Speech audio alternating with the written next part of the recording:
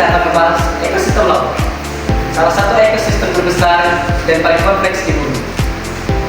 Pada kali ini, kita akan membahas tentang pengertian, prinsip-prinsip penting, dan sampai kenapa laut itu sangat berpengaruh pada kehidupan manusia. Yuk kita mulai. Baik, yang pertama, pengertian ekosistem laut. Secara singkat, ekosistem laut adalah interaksi makhluk hidup dan lingkungan laut. Secara definisinya, ekosistem laut adalah hubungan antara interaksi makhluk hidup seperti ikan, plankton, hingga paus, dan dengan memiliki hubungan dengan lingkungan laut secara fisik yaitu air laut, cahaya, dan nutrien. Dan ekosistem ini adalah ekosistem yang paling rumit. Yang kedua yaitu keragaman ekosistem laut. Keragaman ekosistem laut dipengaruhi oleh fisika atau secara fisika, lalu kimia dan organisme lain. Secara fisika terdapat suhu dan juga cahaya.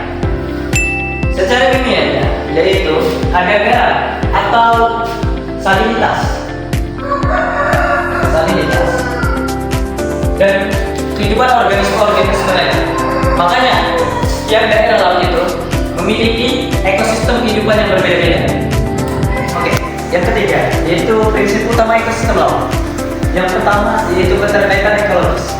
Maksudnya adalah semua makhluk ekosistem di laut itu saling terkait. Dari fitoplankton dimakan zooplankton, zooplankton dimakan oleh ikan kecil, dan ikan kecil dimakan oleh ikan besar. Ketika salah satu itu terganggu, maka semuanya ikut terancam. Dua, keanekaragaman hayati. Laut punya banyak sekali jenis organisme, dari permukaan hingga dasar laut. Semakin beragam, maka ekosistem semakin stabil. Oke, prinsip utama yang ketiga yaitu produktivitas primer. Fitoplankton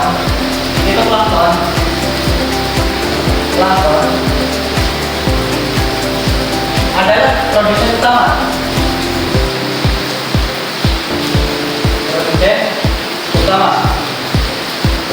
Mengapa?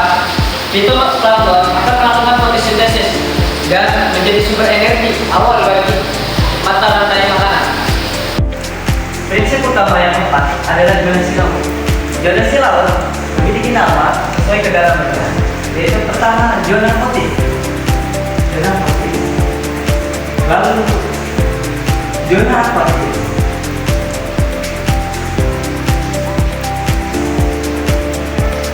lalu zona nerik,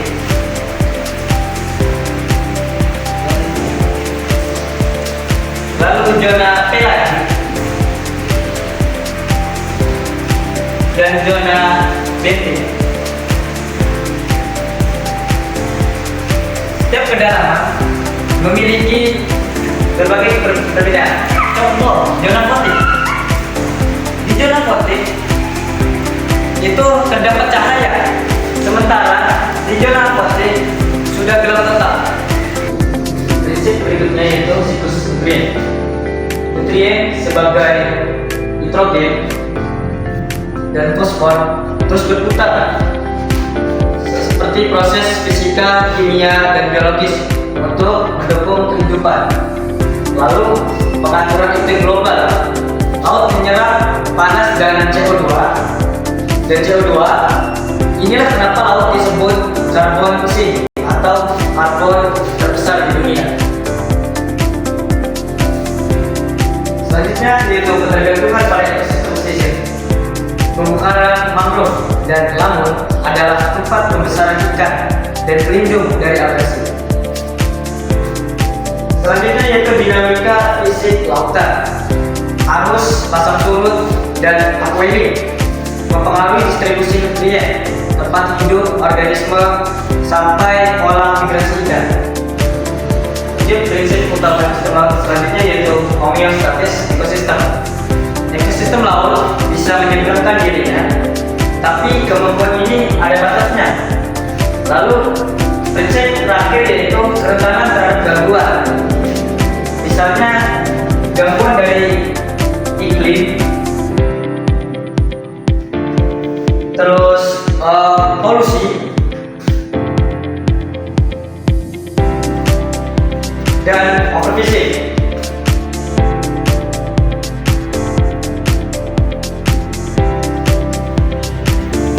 Laut stabil tapi sangat mudah rusak kalau diganggu secara cepat. Yang terakhir yaitu kesimpulan, yaitu apakah pengaruh laut terhadap kehidupan manusia. Nah, jadi ekosistem laut itu sangat penting, bukan hanya bagi makhluk laut, tapi juga bagi iklim dan kehidupan manusia. Semakin kita memahami laut, semakin kita sadar bahwa menjaga laut berarti menjaga masa depan. Terima kasih yang sudah menonton. Sampai jumpa di materi berikutnya.